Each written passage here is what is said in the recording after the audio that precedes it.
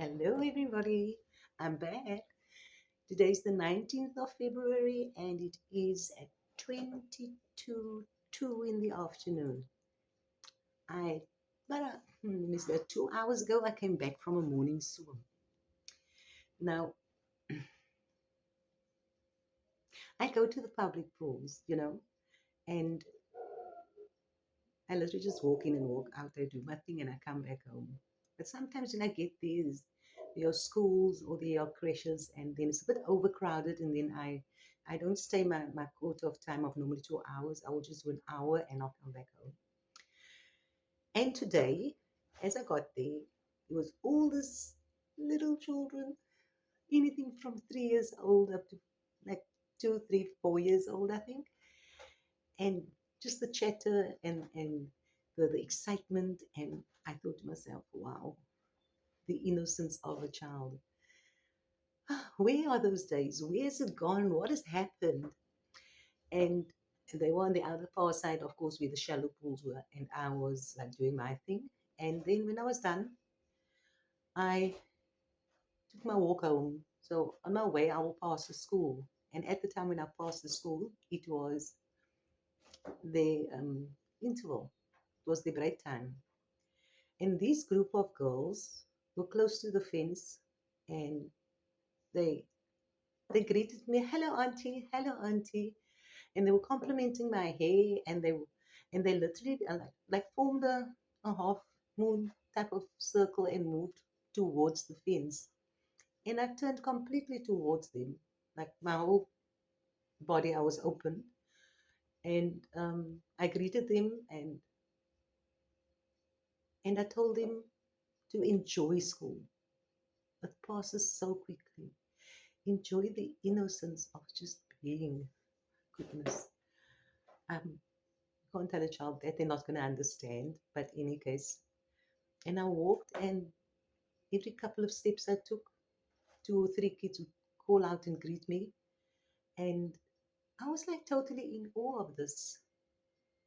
And when I got home,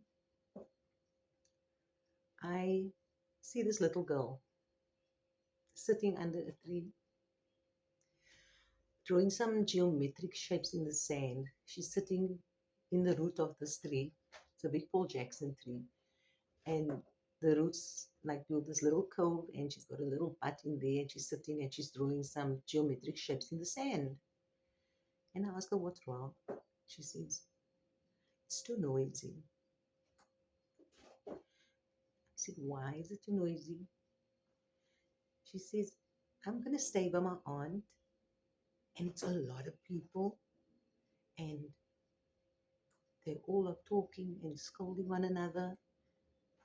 In my house, it wasn't like that. It was only my mom and my daddy. And I thought to myself, was she escaping, or was she alchemizing? And then I asked if she was sad. She said no. And then I looked down on the sand and I saw 3 crosses. You know the symbol? Christianity, the 3 crosses. I didn't ask her about the crosses. I just saw all the shapes that was on the sand. But she just kept on. She was quiet. She didn't look distressed. She wasn't frustrated. She was just being. And then all of a sudden, she's this 6-year-old girl. And I see her standing as kids are playing in the road, and she's standing one side. And I said, what's wrong? Why aren't you playing with him? They said, I'm too old. And how old are you? I'm 6. The other kids, they're 7. How can they say you are old? And I looked at her and I realized she's quite tall for her age. Her face was quite matured. So, in the innocence of a child, if you are bigger than me, then you are older than me. It's just the perception of a child in pure innocence.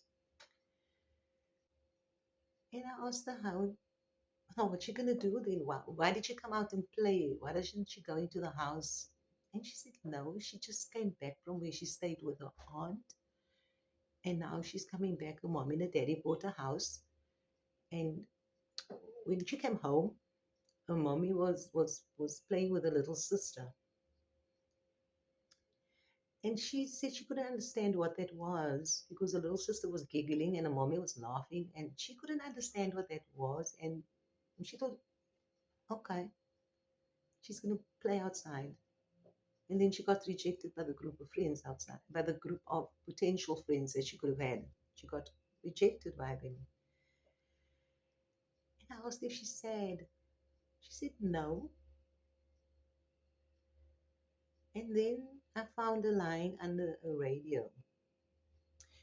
You know, the old ones where you had the tuner on the left side and you had the turntable on the right, and in the center you could stack your, but it was like in a cabinet little thing with four legs. She was lying underneath this radio. And I said, what you doing? And she says, it's too quiet.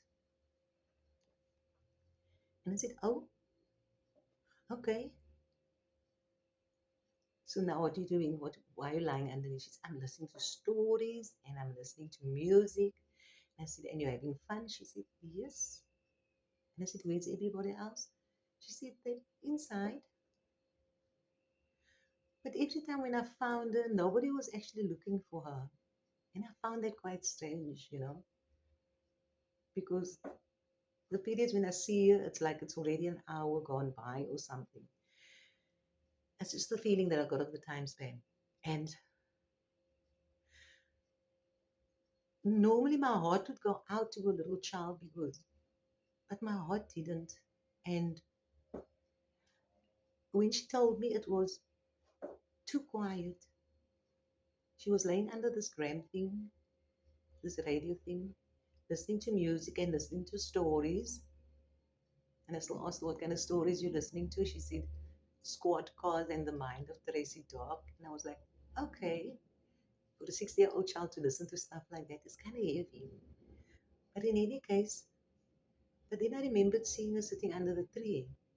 And at that time, when she was under the tree, it was because the household that the parents put her in, so that it was convenient to go to school, was a family of eight, a mother and a father and six children, and they ranged to ages from I think 3, 4 to 21, 22. So there was a lot of conflict of character in the situation. And when it came to a certain time, everybody was scared and was like walking on eggshells because the dad was an alcoholic and he wasn't the quiet one, he was the rowdy one, he was demanding. But she was always outside when it became too much for her. And I thought of the contradiction. When there was so much going on around her, she didn't escape, she just found herself a quiet spot. She was a child and she was alchemizing. And I think if society today had seen this little girl, they would have thought she was autistic. Probably. But she wasn't rocking backwards and forwards. She was just so calm. And now, at 6 years old, she is laying under the radio because it's too quiet. And it's so contradicting because she was alchemizing the noise all the time. And now, when she's alchemized the noise and her environment met the, the state that she was in, was not okay for her. And I never saw her retaliate in any way. She was always compliant to whatever her mother wanted her to do or something. And then I see her on the school, on the school premises, and she is retaliating to a bully. She's protecting a friend of hers, and now she's retaliating, and she is protecting a friend, and she's attacking the bully. I wonder if she was aware that her height made her seem more dominating and more scary because she towered above everybody at school. And of course, the bullies didn't take a chance with her because she was tall. She wasn't fat or big boned or anything. She was just tall, very tall for her age. So I think that was probably intimidating to the bullies. So they never bullied a friend anymore because she was the protector of the friend. And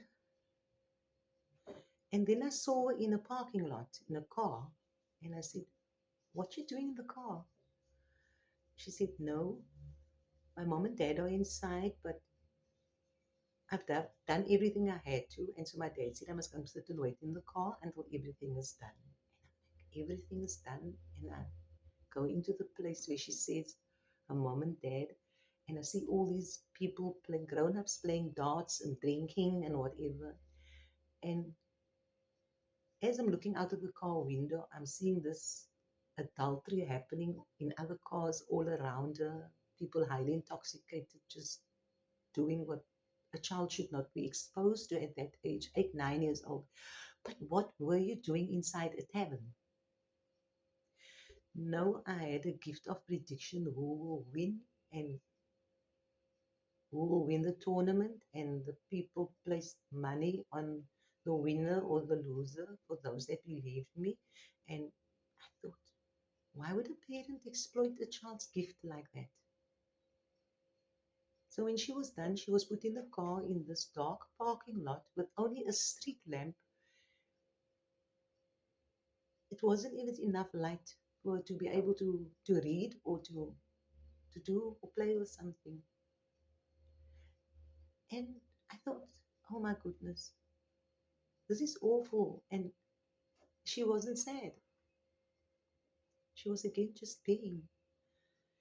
And the next time I see her,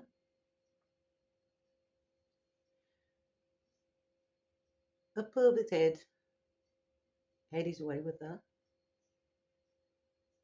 but not penetration. He was just molesting her. And I could see she was a little scared because she didn't understand what was going on.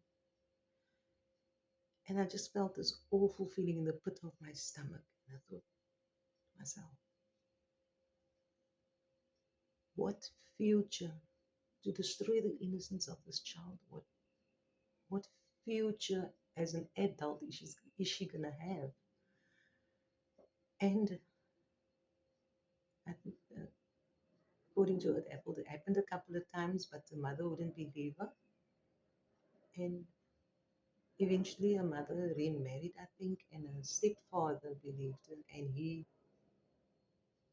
beat the guy who did it to her, and it never happened again. I said, okay. But I always ask her how she's feeling. She just, I'm okay. And I'm like, how does this happen? Nobody sees what this child is going through. Had this been a child that has been, because nobody could see what she was going through, there was no compassion showed to her. There was no empathy. There was no kindness. There was no support. There was no comfort. Nobody comforted her. She literally alchemized everything herself. And I compared her to the child who gets abused physically, who suffers from malnutrition, who gets bullied, just the child who does not have, like we see on TV, when these children are also. And and I thought of all the organizations that are so willing to assist these children because their their trauma is being seen, their abuse is physically seen, which means whoever sees it, their compassion is ignited. They have the empathy. They go into action. They extend the kindness. They extend the comfort. They extend the support. The child with the unseen trauma had to learn to alchemize and survive on her own. The child with the seen trauma who got the support. And we can't even say who was more damaged than the other one because it is so diverse out there, because there are communities that then have influence, there is religion that have influence, there's family that have influence, and some of them will turn out to just lose it all and become promiscuous or drug addicts or whatever. And even in the unseen children, it happens too. But this one little girl did not. She just alchemized. And I thought, what does the child know of alchemizing and just staying and sitting in peace and just shutting down everything? And I thought of autistic children, and I'm thinking, are these children diagnosed incorrectly? What do we understand of a child's psyche? Who has that unseen child become? What was a teenage life like? What was the adult life? Did she become a parent? Was she ever seen thereafter? Was she ever heard? Was she ever loved? Because remember, there was nobody that gave her compassion because it was unseen. Everything was unseen that she was going through. And the only words that she used was, "It's okay. I don't know." What has she become? Who has she become? Did she find the love that she so deserved? Again, I'm going to say, I was brought up in a Christian environment, and there's a passage in the Bible that says, "Suffer not the children to come unto me." When the parents try, when the apostles try to tell the parents with children they're not allowed to come. And I'm thinking, Christ didn't even reject children, but their own parents did. Her own parents didn't see her. And I wonder if she ever found that love that she never had. I wonder if I think about it, she probably gave it to herself, or was she giving it away so freely in what she desired so much that she was taken advantage of in the sense of a sweet, innocent, kind soul that she had? Was she taken advantage of? Did she manage to alchemize that as a teenager or as an adult? When she when she became older, because of her being unseen as a child, was she ever seen as she got older? Or did it just continue? What did she do to be seen, to be loved? Let's go to the virtues again. If she was that kind person, that kind or the child which I saw all these things in her, the compassion and just being, because to me being is embracing all that is. And this little child did that. And how did she, what modality did she follow? I wonder that everything that she didn't get, which did she want it? Be- The thing is, she didn't know what it was. I mean, she had no benchmark for love, did she? She had no benchmark to understand how people are supposed to treat you. She had no benchmark for being respected and appreciated. But sitting in her alchemy, I think that was self-respect. I cannot say what went on in her mind. All I know is I just felt this radiation of acceptance and peace coming from her. Who has she become? Has she found love?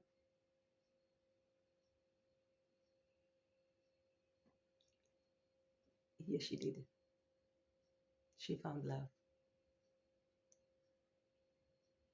She found a love that heightened that state of peace, that state of just being.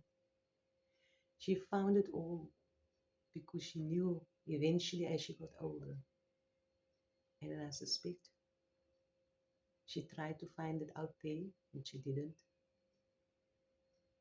And when she realized that nobody gave it to her when she was a child, and nobody even gave it to her when she was going through the motions of a young adult and adult, and as she embraced the love, I started loving herself. And I think she started doing everything differently. And today, when I look at her, she is just being. She is just being. She doesn't fix anybody else's ish.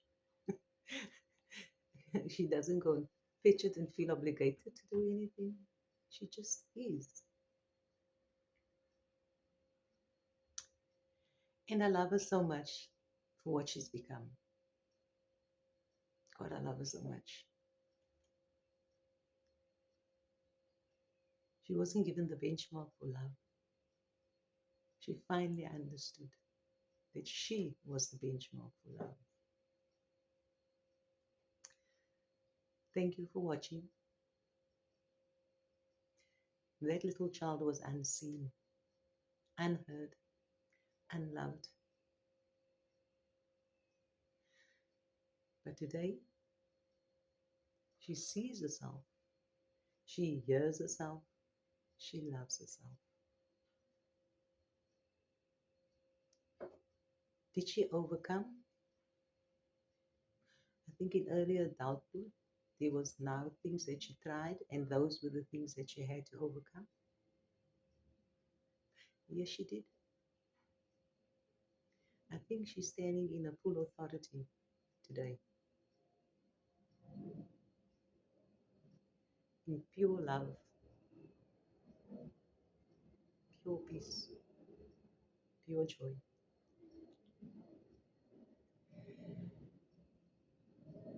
And I'll keep on watching her and I'll keep you updated on her progress. If she fails, I'll let you know. If she stumbles, she gets up again, I'll find out how she did it and I'll let you know. She has become amazing to herself. I thank you for listening to the story. Maybe, maybe, if you ever felt unseen or unheard, just know you are not. Because you are so, so, so dear to yourself. If only you know it. Be kind to yourself, love yourself, and know that anybody out there can only love you as much as you love yourself. No more, no less. Peace out. See you soon. Bye.